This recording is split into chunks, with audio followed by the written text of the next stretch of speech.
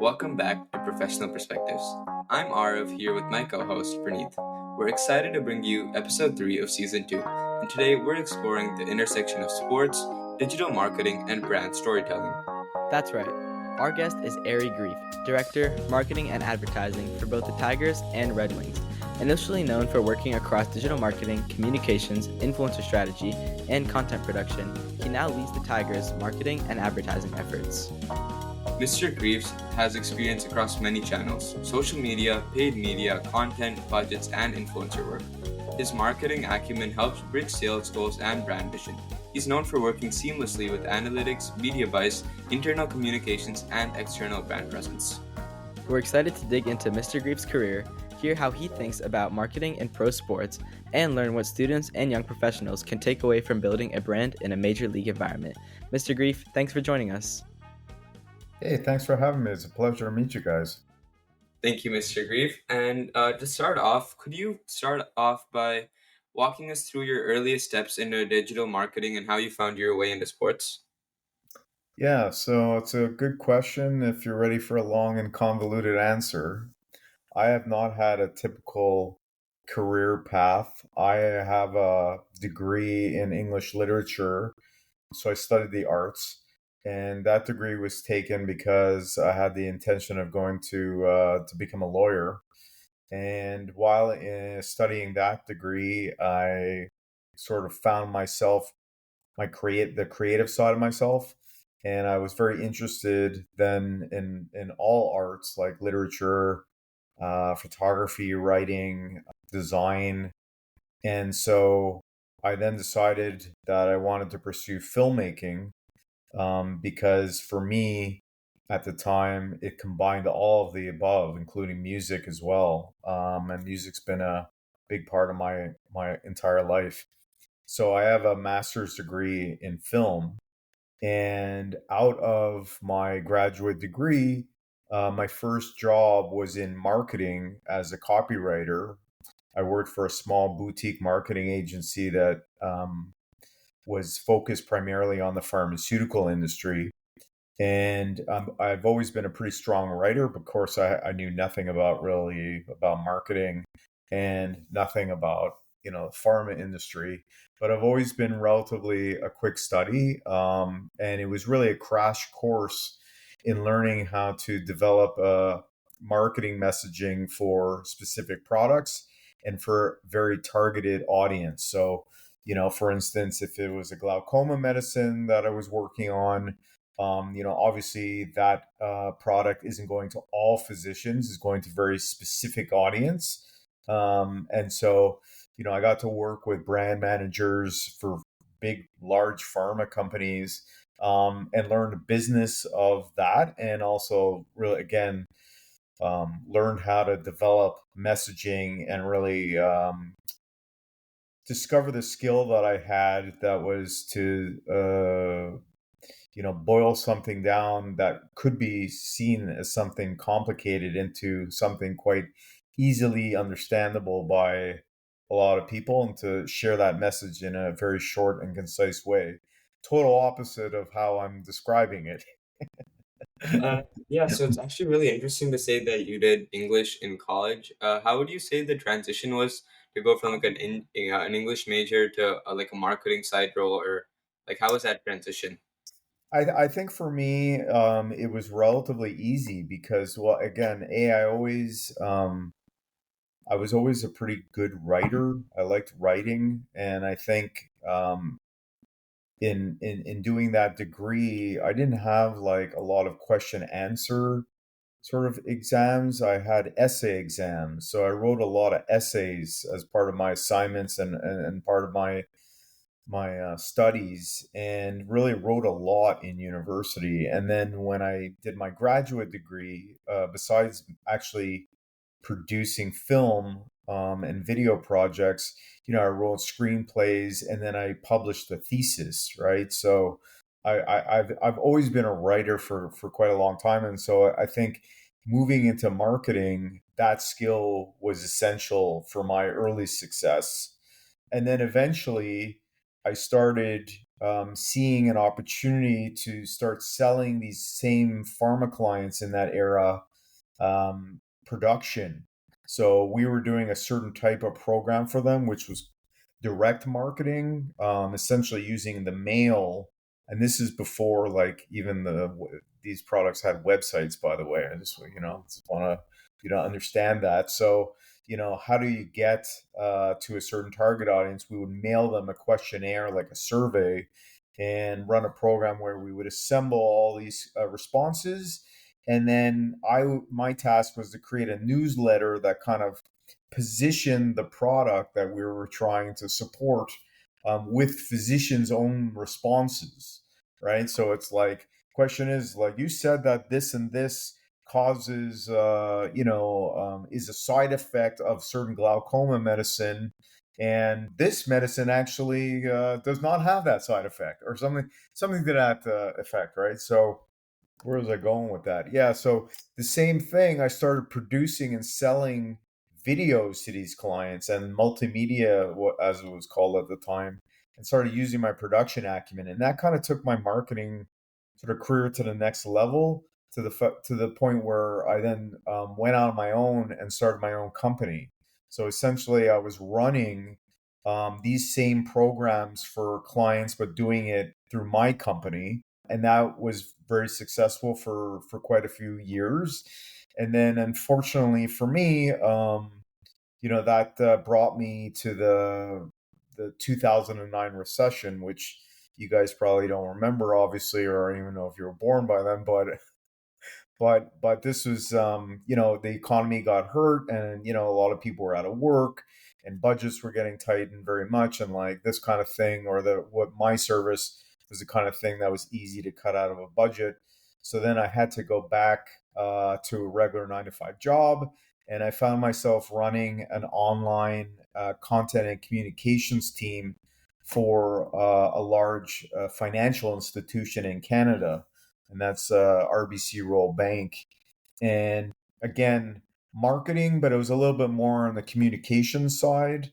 But the cool thing is that for me working in that spot, it was the first position I had that made that transition into the digital sort of space. And this is also when social media was just starting to take it to the next level, and businesses were still trying to figure out how they were going to use this for their clients and for communication. So we started to use like Facebook and Meta for business purposes. And then the other cool thing about that was, in this role, all the business units came through us because we were developing messaging direct for clients, and we were also writing copy and content and messaging for their website and their online banking portals. And so we worked with the credit, department. We worked with the wealth management department, the insurance department. You can imagine a large financial institution offers all those products, right, for clients. So it all came through us. So it was really great for me to learn all about that. And what I also took from that particular experience was a strong sense of process and procedure, which really helped me too, and also allowed me to grow, my abilities working around compliance, and regulatory affairs. So obviously the pharmaceutical industry in Canada, there's very strong compliance rules that you have to follow. You can't just say that this is a miracle drug and it's going to grow my hair back, like type thing, right? You have to have proof to your claims. You can't say it just like other times, you can't say something's like maybe free, or whatever the case may be. So in the banking world, obviously, you can't say, the word guarantee is a no word, right? That gets flagged right away. It's like, we guarantee you 20% return on your investment type thing. You can't say that. And if you hear anybody say that to you in your life, you know they're a fraud. I'll just tell you that right now. So anyway, so that kind of allowed me to move more into the digital space. Eventually, through some other positions, I worked for another financial institution in Canada, that where I actually became like the in-house producer. So I focused a little bit more on the video production side of things. I was a content marketing manager. And what's content marketing, right? I started to develop content for the company's digital and web channels and owned marketing channels to communicate to their clients in interesting, relevant, and timely ways, right? And most of that was through video, and we'd create maybe like a 5-minute video and cut that up into a 30-second piece or a 15-second piece or an animation. It could turn into a white paper, et cetera, et cetera.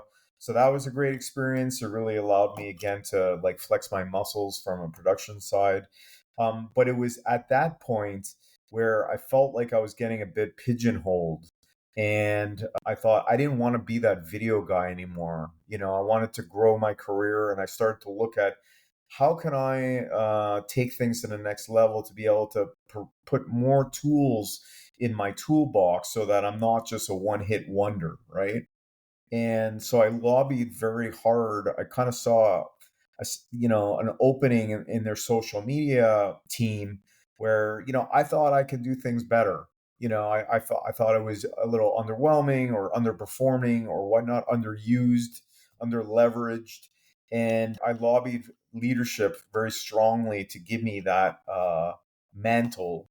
And eventually, after a few leadership changes, I was able to convince my superior, and I was granted and allotted that opportunity.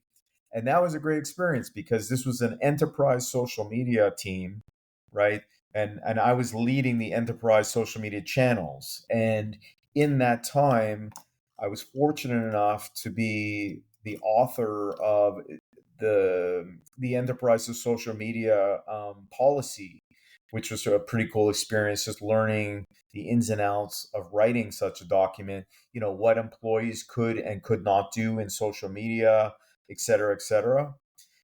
And the highlight of that experience was I ran and developed and executed a social media employee amplification program, which basically we set up like a platform for employees to engage in social media for business purposes and essentially amplifying the brand in places that weren't where we weren't getting reach.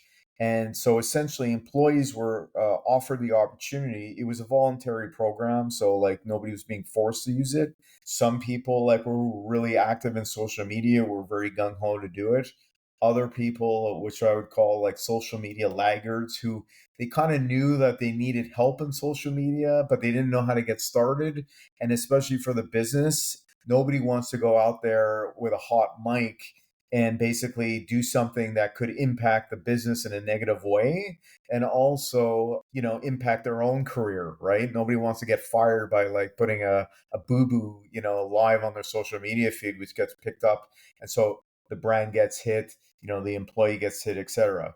So we developed this program where one, it was a platform of curated content for the different business units that allowed people to essentially create a business social media account, right? So it might have been Ari Grief personal, and then Ari Grief would create the company account on LinkedIn, right?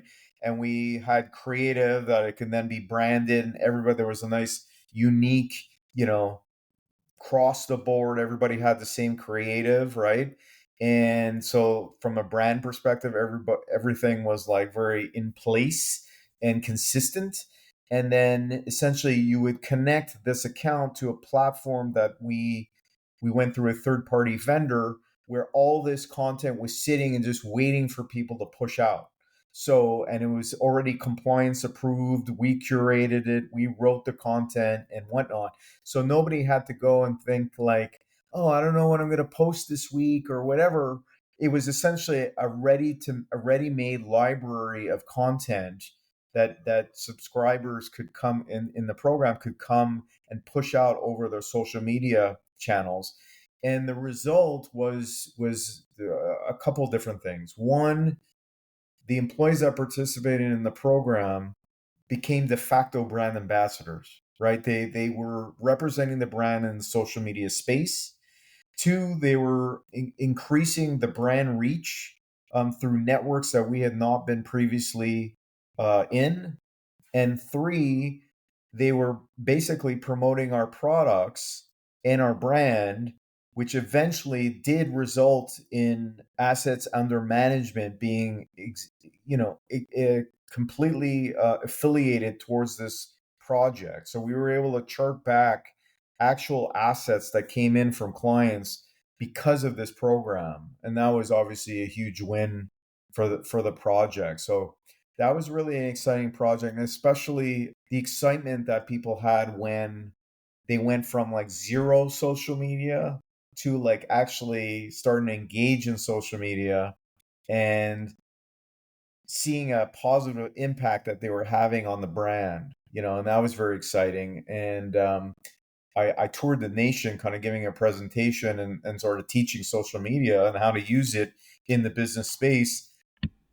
And it was great just like getting the and employees feedback, because this was a national organization and had offices across Canada and whatnot. So that was really a cool thing. How did I get into sports then? That's what you might be thinking, or whoever's listening to this. It's total luck, to be honest with you. And I think like the big takeaway too is like talent is one thing, and smarts is also another thing, but it's not everything. And I think I consider myself a lucky person. I'm not lucky in that I don't win raffles, I don't win the lottery, I don't get picked on I never got picked on the team first, you know.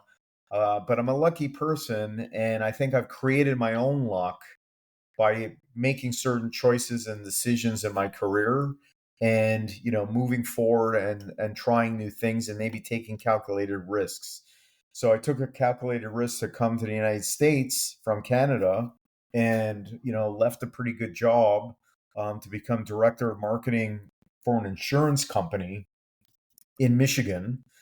And at the time, right as I was joining that company, they were just starting to develop a negotiation with the Red Wings, the Detroit Red Wings, which is the NHL hockey team. That you guys are based in California or the West Coast? Yeah, I'm based in California. Okay, so I guess you're not really a hockey fan. So, Not so really. are you a sports guy? Yeah, I would say Okay, so. so what sports do you like? Warriors fan, Okay, because I'm in then Barcelona, but then I do follow the NFL too. okay. 49ers, yeah. Okay, so this company, Michigan's kind of a wintry state. It's a strong hockey state. It has strong college, university hockey programs. Obviously, Detroit is an amazing sports town. It's got all the main sports: basketball, football, baseball, and hockey. It's got the women's equivalent. The WNBA is coming to Detroit in a couple years. It's a great sports town, right? So this company wanted to sponsor and become like a partner of the Red Wings. So I got involved in that side of the business and learned a little bit of the business of sports partnerships and sports sponsorships while I was director of marketing for this insurance company. And then that took me up to the pandemic, which you guys do remember, which isn't that long ago. And like many people, and at different parts of their lives, we were all shut in, and a lot of us did, kind of a lot of thinking and looking in the mirror and sort of reevaluating our lives, and and the world around us, and trying to make sense of it all. And I did the same thing, and I always wanted to be in sports. I guess that's where I should have started this conversation, or my story. I wanted to be a professional baseball player when I was a kid, and my dad wanted to be a professional baseball player when he was a kid. And unfortunately, things didn't pan out for us in that way. But I always loved sports, and I played hockey, I played baseball, I loved golf, tennis.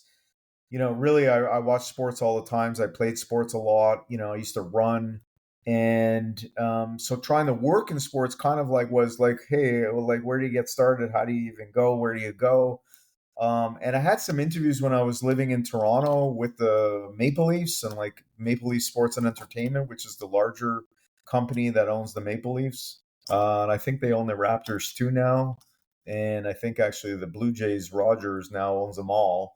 But that's besides the point. But never really could crack the code to get in. And mid-career, it's a little bit more difficult to enter a brand new industry, right? It's like if you have finance, you're marketing, but you have financial industry in your background. That's like that positions you better for finance jobs. I mean, it's just typical, right?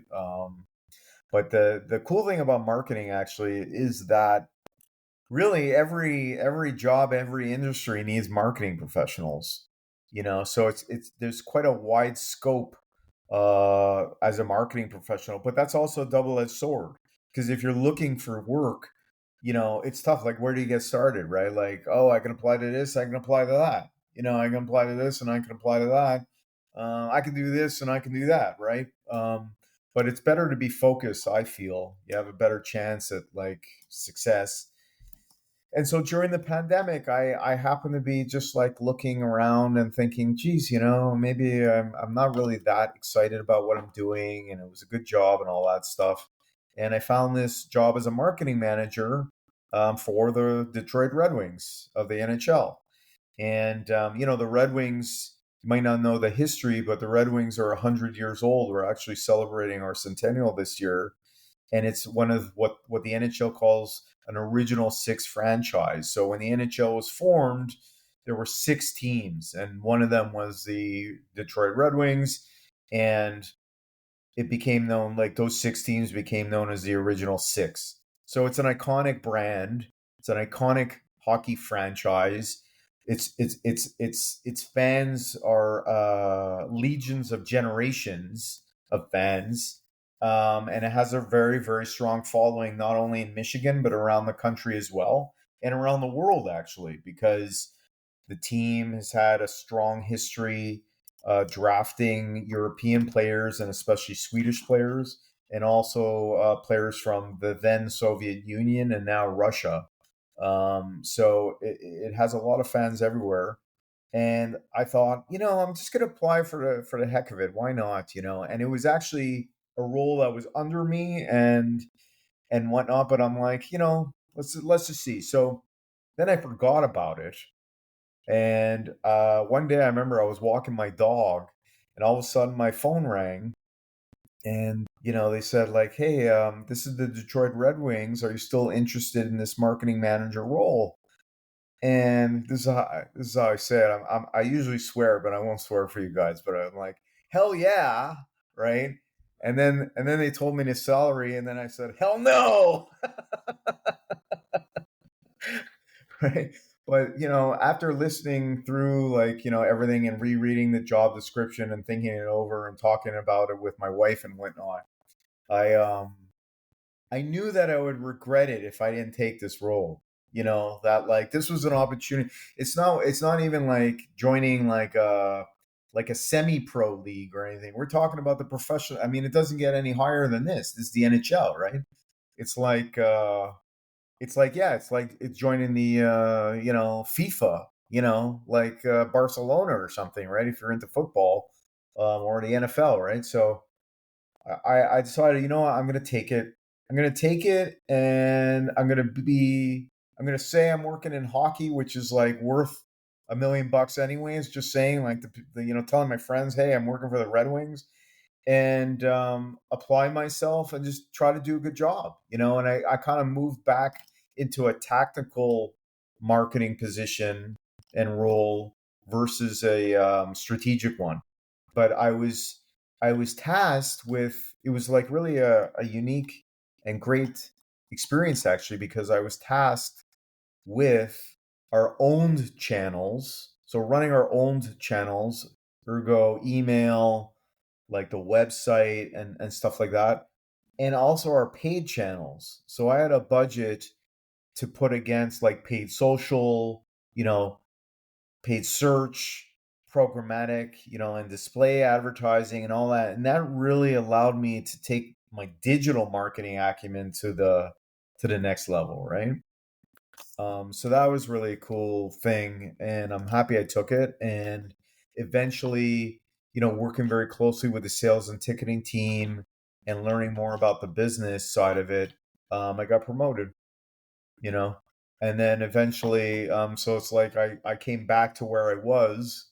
And then this year, the company, so the Red Wings are owned by Illich Sports and Entertainment, which is the holding company for not only the Red Wings, but also the Detroit Tigers. So in Major League Baseball. And we had a reorganization, and my role got expanded into the Tigers as well. So that's the long story short, really. And now I run these two iconic marketing teams where I have two dedicated teams that roll up to me. I'm not alone. Obviously, I report to somebody who's makes a lot of decisions and sets a lot of strategy. But we work very closely setting strategy with another sort of smaller group of strategic leaders. And it's very fast paced and exciting, and you have to like sports. And to be honest with you, it's not for everybody because it's not 9 to 5, and you have to work weekends. And but if you like sports and you have that kind of access and you're on the inside looking out, it's pretty cool. So I feel very fortunate.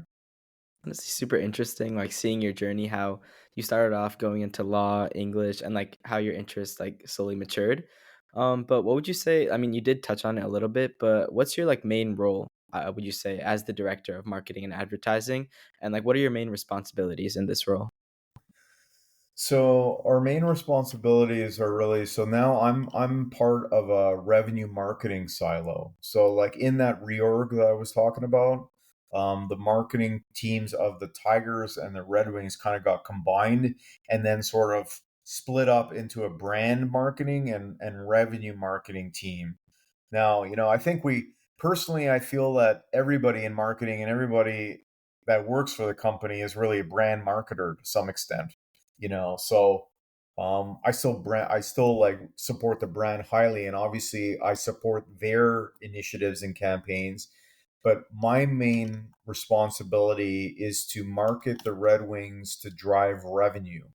So we're looking to hit revenue goals, whether that's through sponsorship and partnership deals, through ticketing and premium sales. So if you've ever gone to a basketball game and sat in a suite or whatnot, etc., to push our merchandise and our online merchandising store, to drive revenue for the business. That's really my responsibility. And I run the channels that help do that. So whether it's email or our SMS channel or the website or paid channels, like paid social, like programmatic, like paid search, like television, radio, OOH, which is out of home advertising, like billboards or those ads you see in restaurants or whatnot. If you see digital screens like that, anything that's in the marketplace pretty much comes from my team.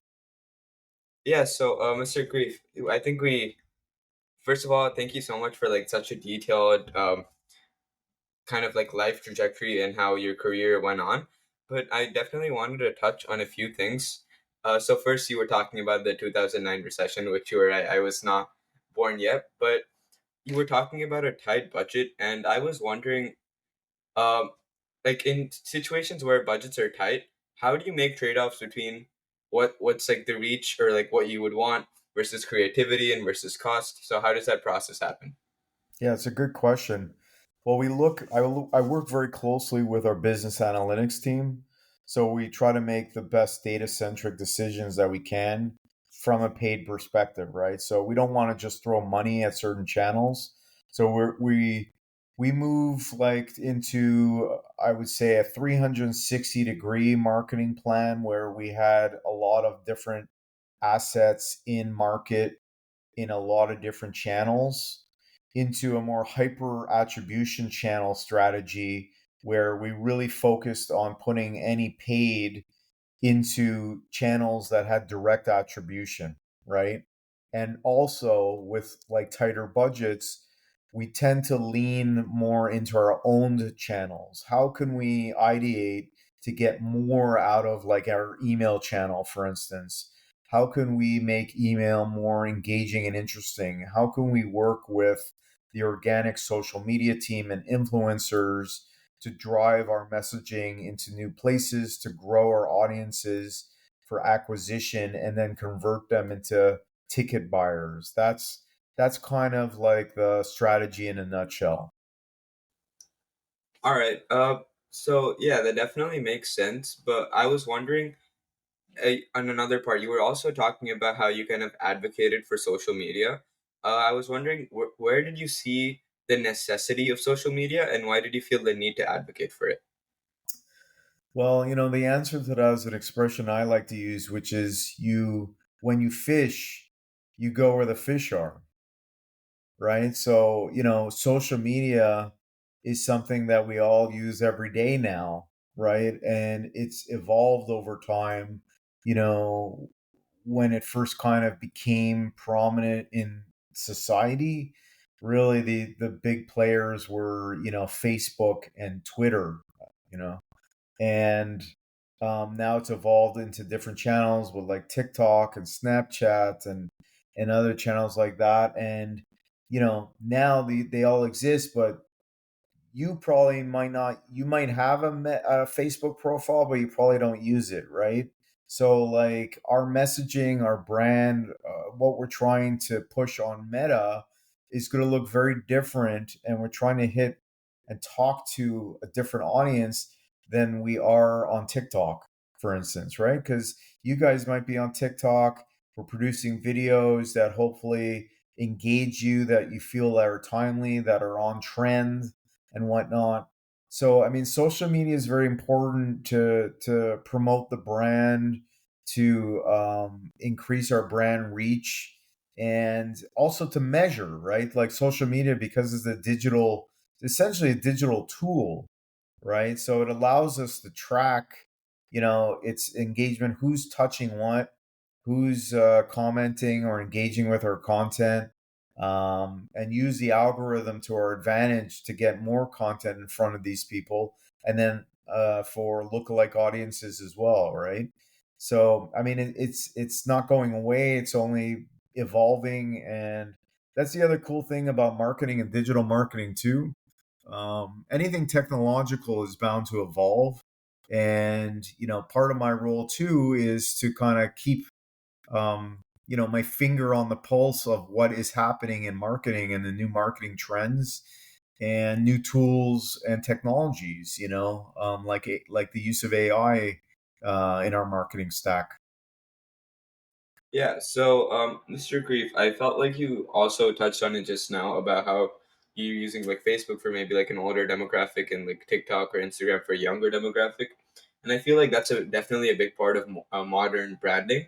And I wanted to see how influencer partnerships is a part of that, if it is a part, and how do you choose partnerships that might feel authentic or be successful? So, I mean, people do business with brands they trust, right? I think that's like a given.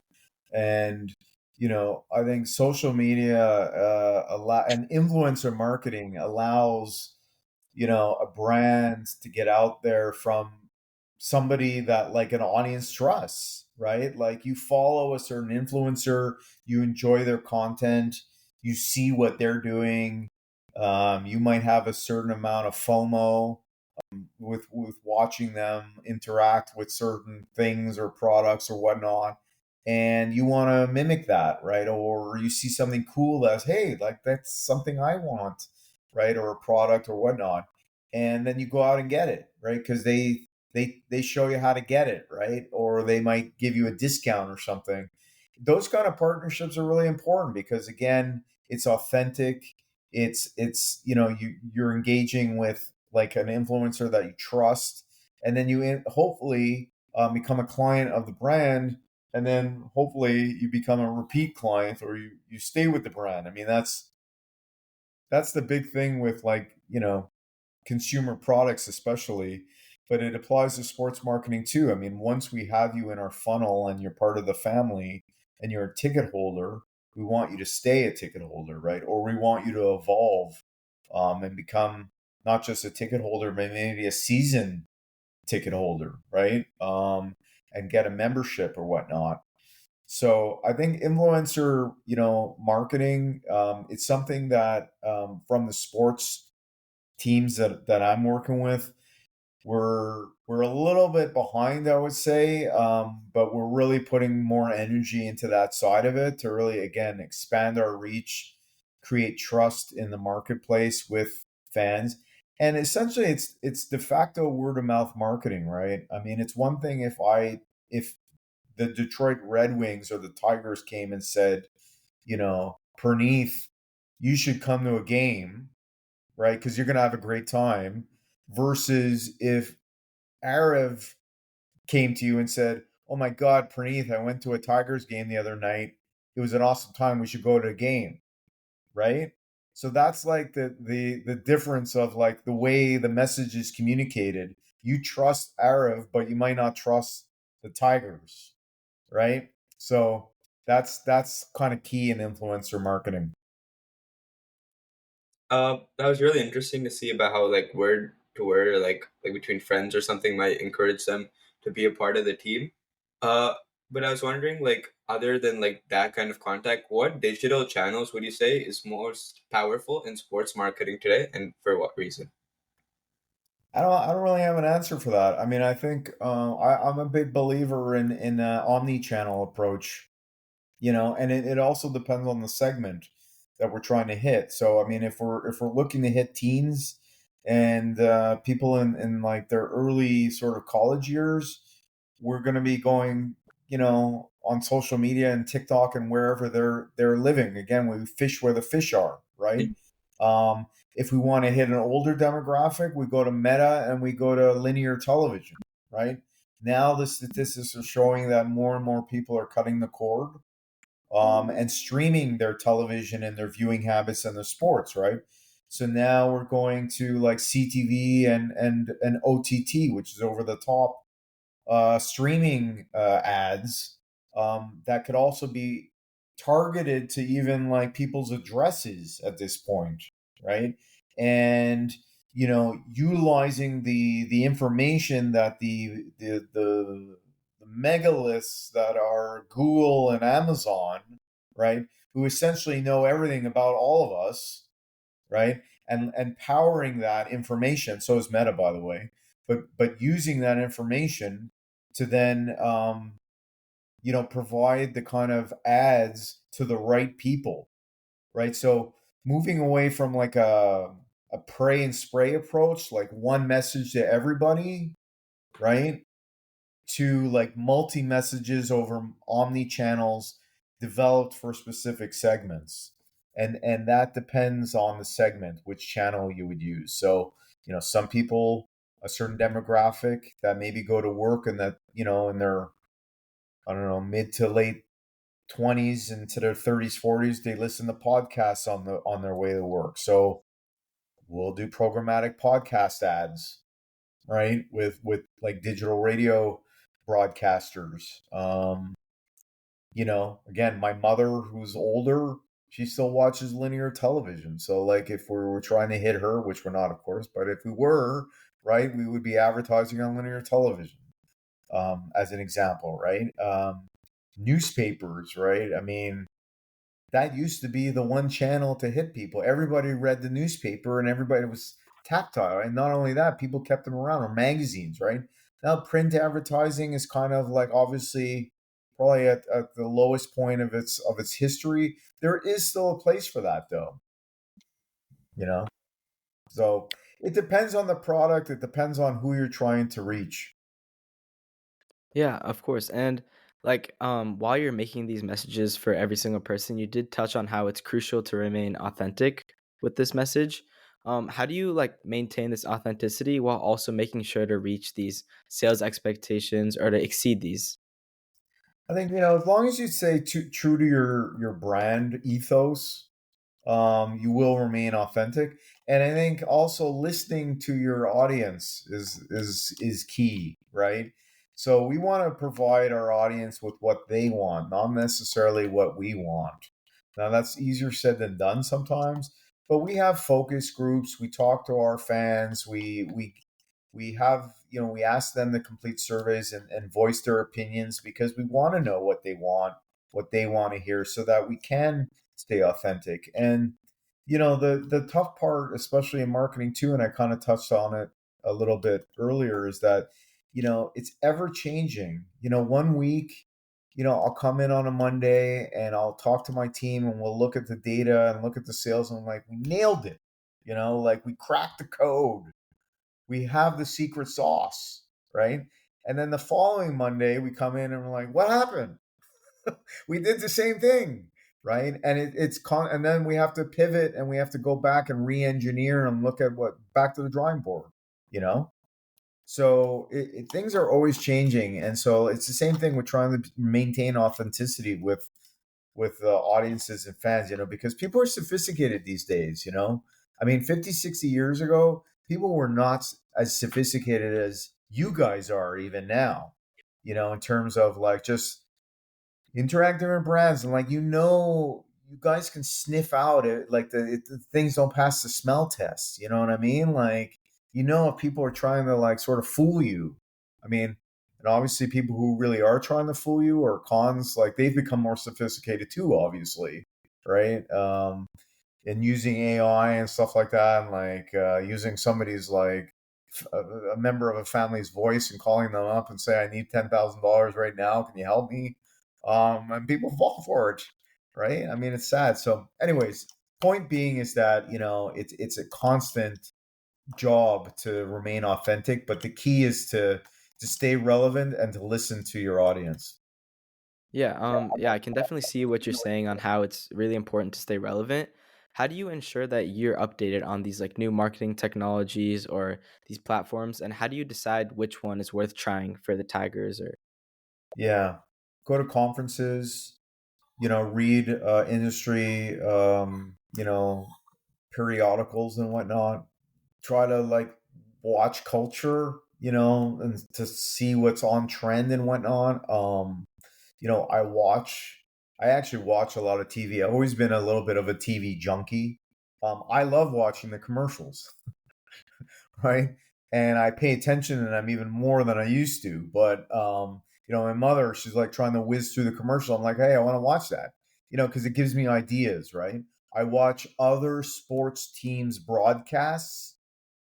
I try to get ideas from around the league. The cool thing about sports marketing is this too that I've learned now that I'm in it also, like NHL and Major League Baseball, is that the teams actually off the field from a business perspective are not in competition with each other. We actually want to share our strategies and opinions and advice and what's worked for us and what hasn't, our tactics, strategies, and campaigns, because what worked for, let's say, the Mariners might work for the Tigers, for instance. Different context, maybe different population, but it could work, right? And they share that information. Whereas, like, obviously on the field, different thing, right? Same thing with hockey, right? What's good for one team and all the teams is good for the league and the sport. And then if it's good for the sport, it's good for the business, right? So we're constantly learning from each other. We have calls on a monthly basis. I talk with like digital marketers from around the leagues, right? We share expertise, we share data, we talk about things, what's worked, what hasn't worked. We ask questions with each other. We network. The NHL has business meetings every summer, off season. Major League Baseball has marketing meetings every off season that we attend and we talk to people, and I think that's a good way. And then also, I have conversations with vendors.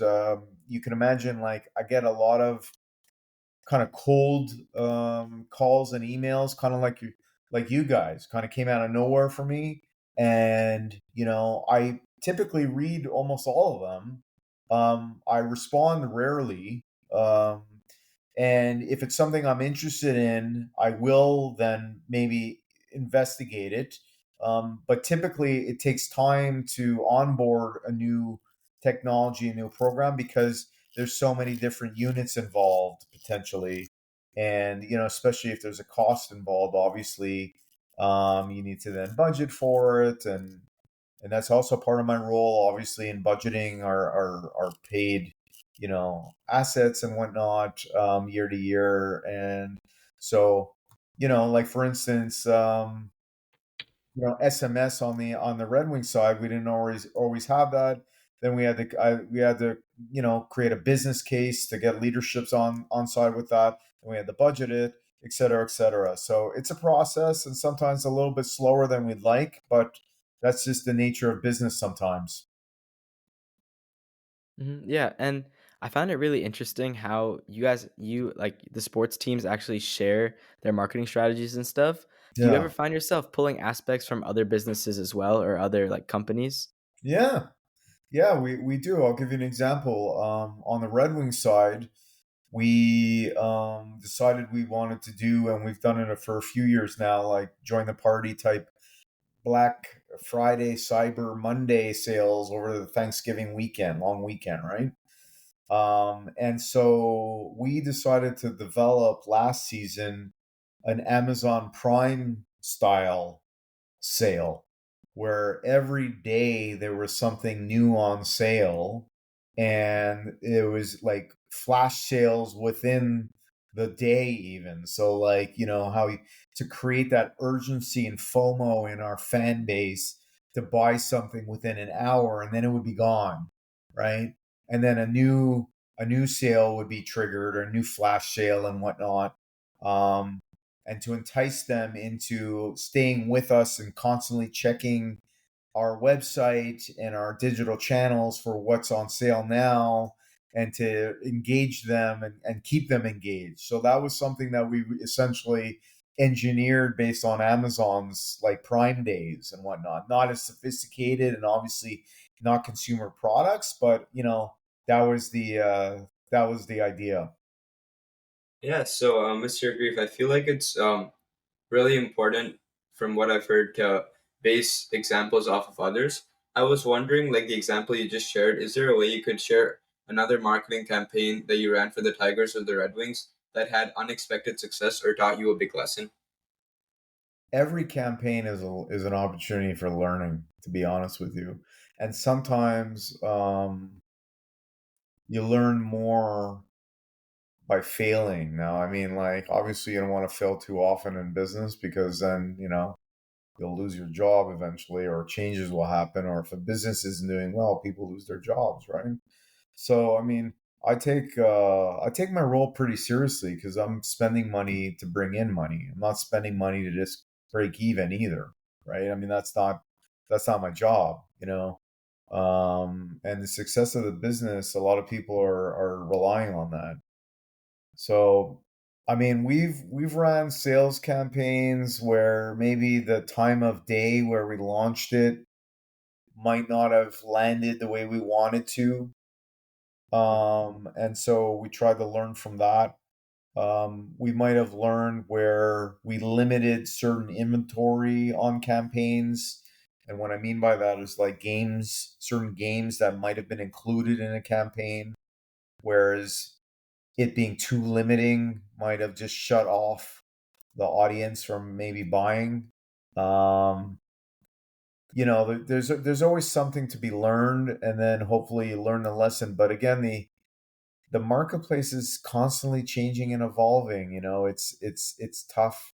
Like I said, you think one minute you've cracked the code, Mhm. the next minute you're wondering what happened. Yeah. So it's interesting. I like being kept on my toes, and I like trying new things, and sometimes it's hard to try new things because there's risk involved, and I'm just one person, and my team is just one part of the village, right? It takes a village, right? And so you need to get everybody's buy-in, and everybody's got to be behind it, to try something new and even novel. Some brands have been really successful with that, as I'm sure you're aware. Other brands have failed miserably. I don't know if you read recently, about the whole Cracker Barrel, disaster, the brand disaster. I just saw today that the company fired their agency. I mean, it's what happens. They decided to rebrand, kind of came off very lackluster. They didn't handle it very well. Now people lose their jobs. It's too bad. Yeah. It's actually very interesting to see like the variability of social media, but I guess it makes sense about like how a campaign works sometimes, like how you crack the code, but maybe next week it doesn't really work out. Um, I was wondering in terms of like authenticity, just for like the Detroit community, like you said in the start that the Detroit market has its own culture and identity. How do you tailor marketing to speak authentically to Tiger fans and like the Detroit community or the city? Yeah, well, we want to stay true to our brand voice, right? And our fans, and again, our ethos and audience. So, we use certain terms and whatnot. I mean, like the Lions, for instance, who I'm not responsible for, but it's kind of part of the feeling of Detroit. Detroit's kind of like workman-like, blue collar work ethic city, gritty, roll up your sleeves, get to work hard. It's kind of that part of that like auto industry mentality, work hard, work with your hands, get the job done, down to earth, unpretentious. So we try to use very simple language, sports centric language that people like, and try to keep things simple and stay true to Detroit, and to you know Hockey Town, right, and to Detroit Tigers fans, and talk to them, not at them. Yeah, totally. And before we start to wrap up, I this is like a question that we asked to all of our guests. If you were to give advice to a student either in high school or college who's very interested in sports and also in marketing or business, what advice would you give them to hopefully get to a position that you are in today? I'm not the best example because I think, as you now know, like I kind of got lucky, right? Yeah. But I mean, I also made my own luck. That's what I said too, right? I took a job that I was already like past. Like I took a risk, a calculated risk, and I believed in myself. So I think that's the first thing I would share. Believe in yourself, right? Work hard, be open minded. Um, if you're interested in sports marketing and a marketing role opens up to you that's not sports related, take it. Gain the experience, learn from it, and you'll be better positioned for that sports marketing role when it opens up. Now, again, I'm a bit of a unicorn in the sense that I entered the sports industry and sports marketing mid career. And especially now that I'm on the inside looking out, I know that that's not typical. Most people start young, so that's what I would also suggest. You want to get into sports marketing, volunteer for your local baseball team, your little league team, run their social media channel, you know, produce flyers and run their website, volunteer, apply for internships when you're old enough to do it. Get that kind of experience that you can get when you go to university. Get involved in sports there. That's the perfect proving ground to gain valuable experience and to try those new things too, right? Because again, trying new things is where you learn, right? And learning then adds to your toolkit and your skill set that you can use when you get into the job force, and that will hopefully differentiate you. I know that a coordinator role opens, like an entry level role, that yeah, if the person has some sort of sports on their resume, whether it's at college, high school, the local level, whatever the case may be, it does tend to favor them more than somebody who does not. Yeah, that's definitely interesting. And now that you are in this role, like obviously in the past you might not have as much knowledge on what to do in high school or in college, but now that you are in this role, what are some soft skills like communication, leadership, or adaptability that high schoolers could work on to make sure that they can succeed in this role? And what do you like lean on most while you're the director? I think clear communication is important. I think I'm always working on that every every day. Sometimes I wish I was a clearer communicator and a better speaker.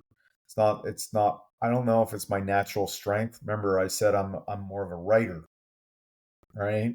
So, I've given presentations where instead of talking off the cuff, like I write it out for myself and then I kind of script it out because it allows me to gather my thoughts better, right?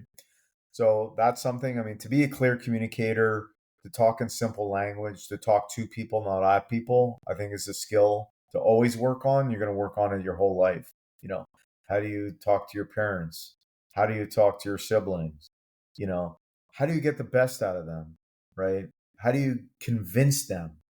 That's another thing that I know I can get better at too. And I'm also kind of always working on how to convince people to come to your side so that your ideas win the day. Your ideas winning the day, it's not the most important thing, but often enough you might have a really good idea that you really think the team should follow, and if you're not able to convince them otherwise or get them to buy into it, you're going to be frustrated, one, and two, the team, the organization is not going to benefit from this great idea, so that's it's like there's that classic Dale Carnegie book that you might have read, how to win people over in business and convince people, or whatever it's called. I forget. I'll look it up after this, but that's an important skill set. And then finally, being a good listener, I think is really important. And I've tried to really work on that too. I've done a lot of the talking here. You guys have done a lot of really solid listening. Of course, that's your job too, right? But that's my job also. I need to listen to my team, my employees, and I'm a big Steve Jobs fan. Love him or leave him. I liked his style of management, and I believe in surrounding myself with really smart people who tell me what to do and not the other way around. Um, Obviously, I sort of lead them and steer them and coach them. And coaching and whatnot is also a skill that I'm constantly working on. These skills you never master, you know. And I I'm part of like a leadership sort of group um, in the NHL that has opened the door for me to have like somewhat of a senior mentor that I call from time to time to ask for his advice and whatnot and how to deal with certain situations. And let me tell you something: the hardest part, like, and this is a skill too, I find the hardest part working is just dealing with people, to be honest with you, managing people, because everybody has different needs, different wants, their lives. Everybody has their own lives and whatnot. Everybody has their own goals and dreams and whatnot. And you have to find a way to communicate to them to get the best out of them and make them feel like they're really part of something, right? And that can be really challenging sometimes. The work part itself is the easy part, believe it or not. Hmm. Unless you're a grave digger. Uh, yeah, I feel like that was a really solid answer in kind of talking about how it goes and what to do, both in terms of advice and in skills that you should probably want to build up. And for our last and final question, if you could leave our listeners with one piece of advice about combining passion, creativity, and professionalism in sports marketing, what would it be? For me, it's being open-minded, open to experience, open to ideas, open to new ideas, open to things that you didn't necessarily think of. It's kind of like, again, back to like, I want people to tell me the ideas. I don't necessarily have to come up with them. I just have to figure out which is the good ideas, right? Hmm. So just like open-minded, it's really served me well. And that, like, money is not the ultimate, it should not be the ultimate goal. I mean, we all want to make good money, and that's the way the world is. We all need it. We all want to live comfortable lives and be successful, and there's nothing wrong with that. But you can live a comfortable life and be successful and not necessarily hunt and chase money, right? It's like I said, I worked in insurance. It was a good job. I'm not going to disparage that industry. There's a lot of good people that work in that industry. There's bad people everywhere too, right? But for me personally, I wasn't feeling that engaged and happy where I was at, and I wanted to do something I actually cared about in my life. And like I said, I followed sports and wanted to be in sports sort of my whole life. I wanted to be a professional baseball player, and now I work for a professional baseball team. So it's the closest thing that for me to come to realize my dream. So it's very satisfying. And I mean, in the end, don't you want to just be satisfied? Right. So I was open minded. That's kind of the way. And I wasn't scared to take a step back to take two steps forward. That might not work for everybody, but it worked for me multiple times in my life. And so that would be my biggest piece of advice. All right. Thank you so much, Mr. Grief, and I'm very happy that it kind of came full circle where you got to work for a baseball team. So yeah, thank you so much for your time and your answers. I feel like they're going to be very helpful to all of our listeners, especially kids in high school and college who kind of want to figure out the sports marketing field. So thank you so much for that, and thank you so much for your time. You're welcome. It was a pleasure. Us too. Mr. Grief, thank you so much for being with us today and sharing so many insights from your work at the Tigers. It's inspiring to hear how brand, marketing, analytics, and storytelling come together in pro sports. Definitely. Your approach, balancing boldness with data, creativity with strategy, is something many of us can learn from. To our listeners, if you're interested in marketing, branding, or working in sports, Mr. Grief's career is a great example of how many skills overlap across channels and how important authenticity is. And make sure to follow Professional Perspectives. Leave us a review if you've enjoyed today's episode, and stay tuned for our next guest. Thanks for listening, everyone. See you next time, and keep exploring your professional perspectives.